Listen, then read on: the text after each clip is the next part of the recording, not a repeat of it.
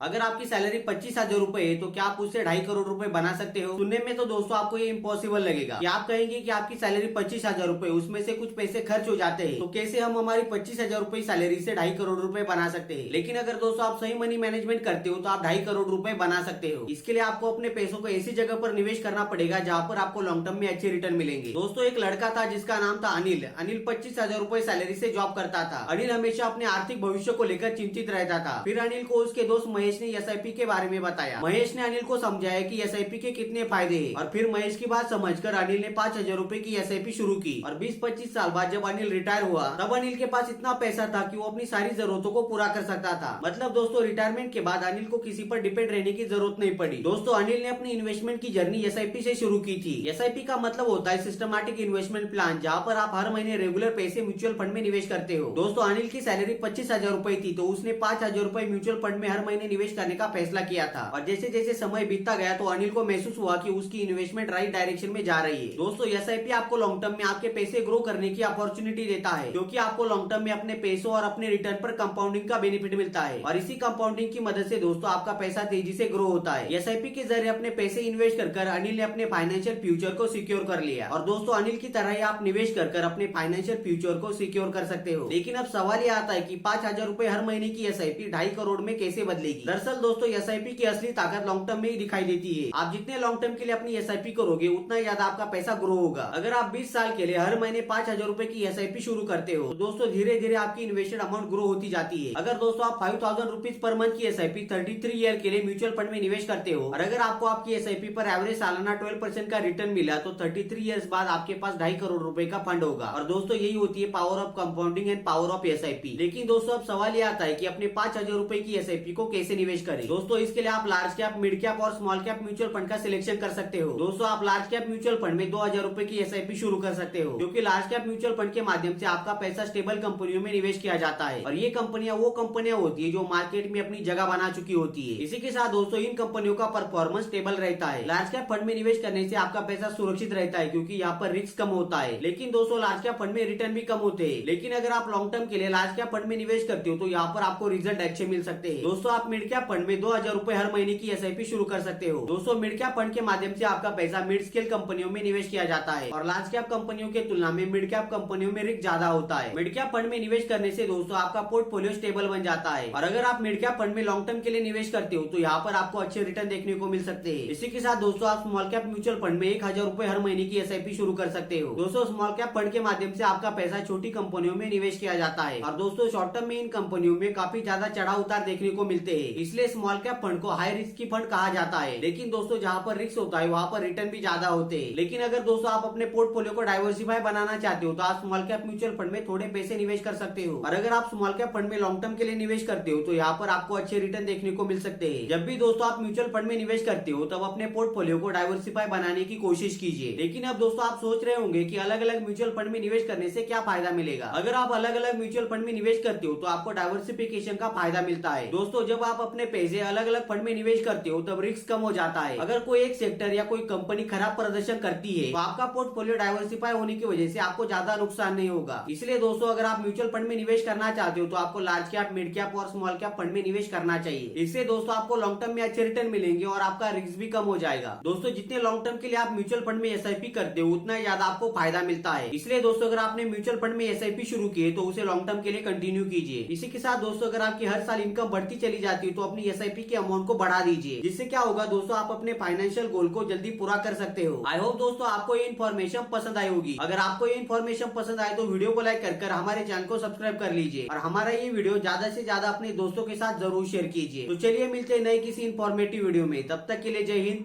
Vande Mataram.